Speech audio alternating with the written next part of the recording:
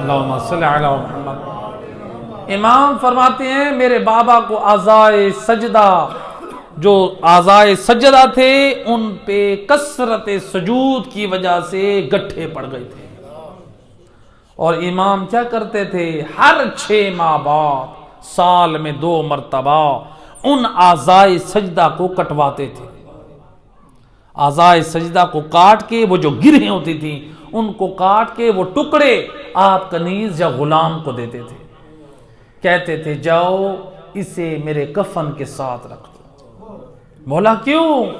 وصیت کرتے تھے جب میں مر جاؤں ان ٹکڑوں کو میری لحد میں، میری قبر میں، میرے کفن کے اندر رکھنا۔ مولا کیوں؟ فرماتے تھے اس لیے زین العابدین کو حیا آتی ہے اپنے رب سے ملاقات کرے اور زین العابدین کے ہاتھ خالی ہو۔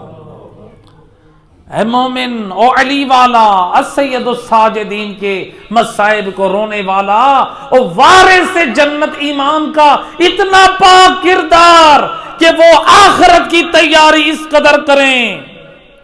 اور ذرا ہم اپنے کردار کی طرف دیکھیں، ہماری کردار میں کتنی نمازیں ہیں، کتنی پاک دامنی ہیں، کتنا پاک سیرت ہے، ہم کہاں جا رہے ہیں، کس طرف جا رہے ہیں؟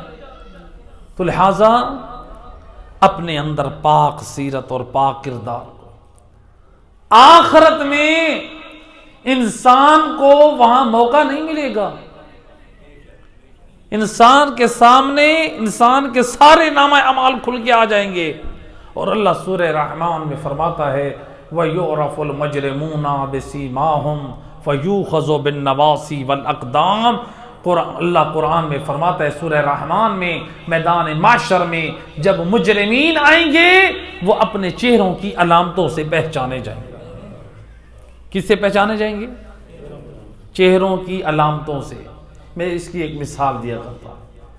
آپ جو جاتے ہیں نا اس پہ پیٹرول پمپ پہ، ادھر بہت سارے افراد ہوتے ہیں، لیکن جو خاص وردی میں ہوتے ہیں آپ سمجھ جاتے ہیں یہ پیٹرول پمپ عملہ ہے، تو لہٰذا اس سے معلوم ہوتا ہے کہ دوسرے افراد کسی اور کام کے لیے آئے ہیں، جو پیٹرول پمپ کا عملہ ہے یہ خاص وردی والے ہیں، ایسے کہ نہیں؟ اسی طرح سے آپ ایک اسکول کے باہر بچوں کو دیکھیں ایک وردی میں، کچھ بچے اور ہیں جو کسی اور وردی میں، کچھ بچے ہیں جو سادہ کپڑوں میں، آپ کو معلوم ہو جائے گا اس اسکول کے بچے کون سے ہیں، آپ ان کی علامتوں سے پہچانیں گے۔ جی دوسرے وردی جو پہنی ہوئی آپ پہچان جائیں گے یہ بچے فلاں اسکول میں ہیں، یہ جو سادہ کپڑوں میں ہیں اس کا مطلب ہے یہ بچے کسی اسکول میں نہیں جا رہے، تو آپ علامت سے پہچان جائیں گے۔ اس لیے جب اللہ قرآن میں فرماتا ہے انسان کو، مجرمین کو علامتوں سے پہچانا جائے گا، معصومین کی روایات میدان معاشر میں انسان کی پیشانی پہ لکھا ہوگا یہ کافر ہے، یہ منافق ہے، یہ بے نمازی ہے، یہ تارک الزکوٰۃ ہے، یہ فلاں ہے۔ اور علماء محدثین نے معصومین کے کلام کی روشنی میں بیان کیا جب مجرمین آئیں گے کسی کے ہاتھ میں شراب کی بوتلیں اور گلاس چپکے ہوئے ہوں گے، جو لوگ گانا اور موسیقی کے آلات ان کے ہاتھوں کے ساتھ چپکے ہوں گے، جو جوا کھیلنے کے عادی ہیں ہاتھوں کے ساتھ شطرنج اور تاش چپکے ہوئے ہوں گے، اور جو داڑیاں صاف کرتے ہیں استروں کے ساتھ اور دوسری چیزوں کے ساتھ وہ بھی اعضاء کے ساتھ چپکے ہوں گے۔ اور آج کے دور میں اگر ہم آج موبائل میں یوٹیوب پر فاحش اور بےہودگی اور گندی فلمیں دیکھیں، گانے سنیں، وہ موبائل پہ چپکے ہوئے ہوں گے۔ یہ صرف ان کے ساتھ مختص نہ کریں نا، اگر ہم موبائل کا غلط استعمال کر کے اپنا ایمان برباد کر رہے ہیں، ہر وہ عمل، ہر وہ چیز جو ہمیں اللہ سے دور کر دے، جو ہمیں قرآن سے دور کر دے، جو رسول اور آل رسول سے ہمیں دور کر دے، میدان معاشر میں جب انسان آئے گا وہ تمام چیزیں انسان کے ساتھ ہوں گی اور انسان اپنی ان علامتوں کے ذریعے سے پہچانا جائے گا۔ اور اللہ سورہ رحمان کی اس آیت میں فرماتا ہے فَيَأْخُذُ بِالنَّوَاصِي وَالْأَقْدَامِ، اور ان مجرمین کو کیا کیا جائے گا؟ اللہ فرماتے ہیں ان کے آگے سے بالوں سے پکڑ کر گھسیٹا جائے گا، والاقدام، اور ان کے پاؤں سے پکڑ کر گھسیٹا جائے گا۔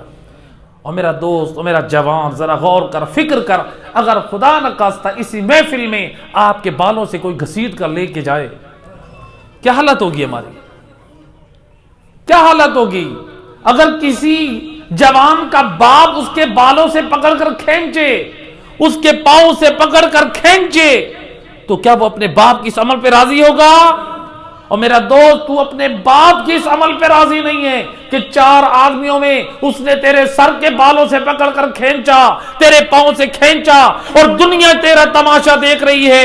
اور قرآن یہی تو کہہ رہا ہے، اور مسلمان اور قرآن پڑھنے والے اور نبی اور آل نبی پہ ایمان رکھنے والے، گناہ اور جرم کی وادیوں سے نکل آ، ورنہ تیری بدعمالیوں کی وجہ سے فرشتے جب تیرے بالوں کو گھسیٹیں گے اور تیرے پاؤں سے پکڑ کر لے کے جائیں گے، یہ منظر انبیاء دیکھیں گے، یہ منظر اوصیاء دیکھیں گے، یہ منظر تمام امتیں دیکھیں گی اور کہیں گی یہ کتنا بد نصیب ہے، پاکوں کے ماننے والا تھا، پاک کردار اپنا کے نجات حاصل نہ کی۔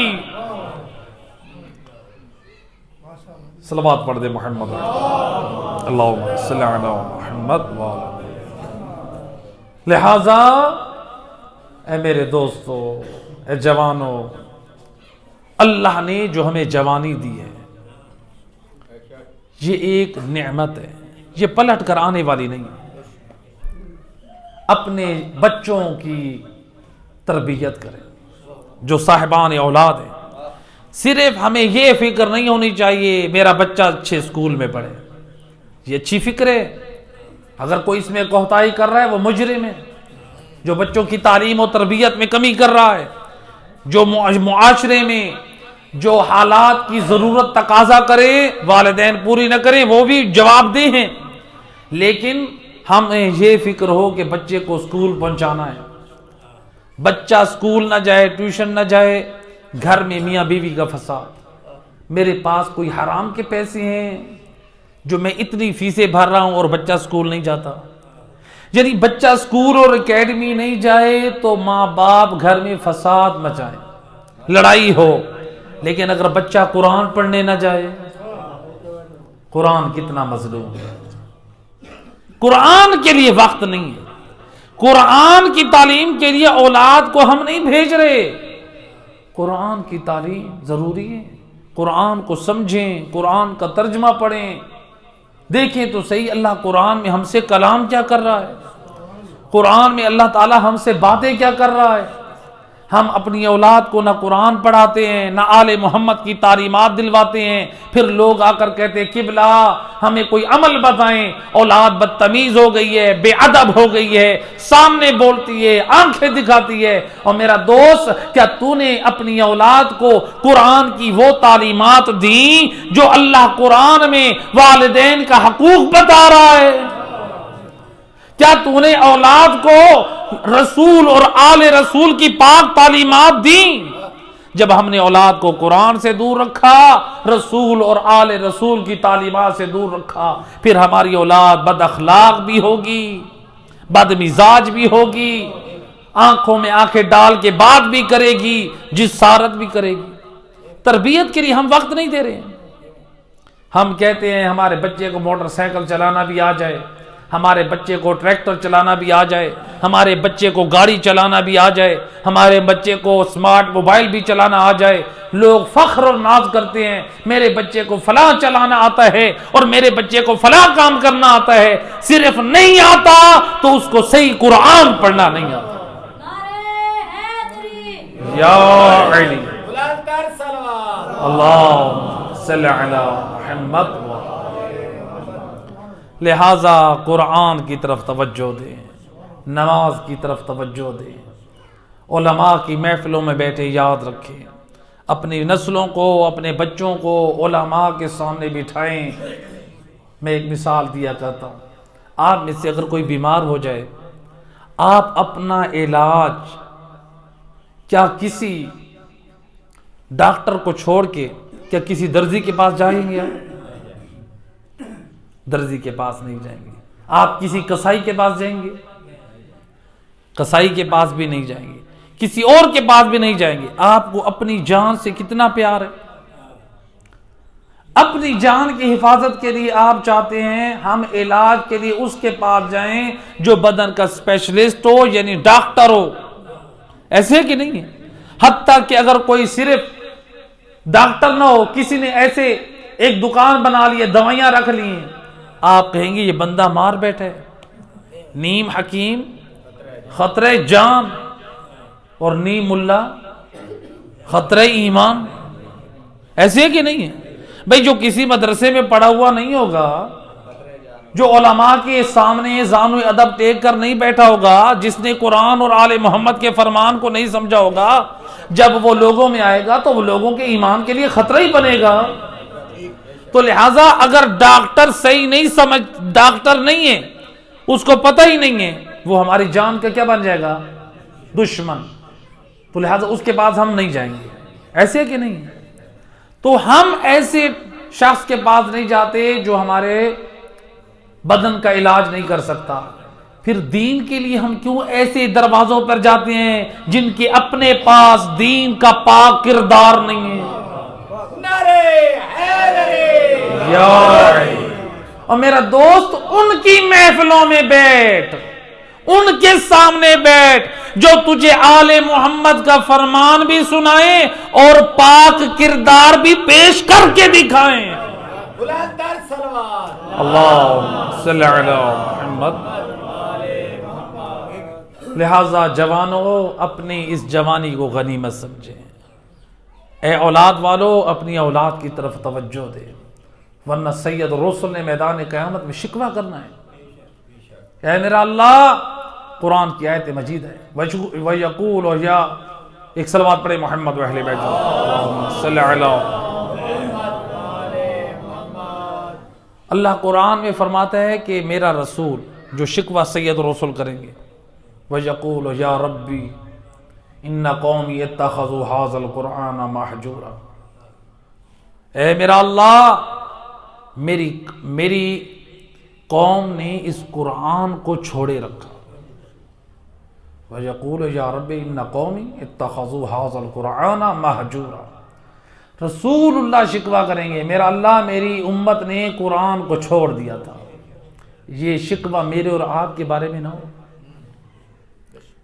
لہٰذا تربیت کیسی کریں اپنے بچوں کی، اپنی نسلوں کی، اپنی اولاد کی؟ آئیں بہترین نمونہ حضرت عباس علمدار، اللہم صلی علی محمد۔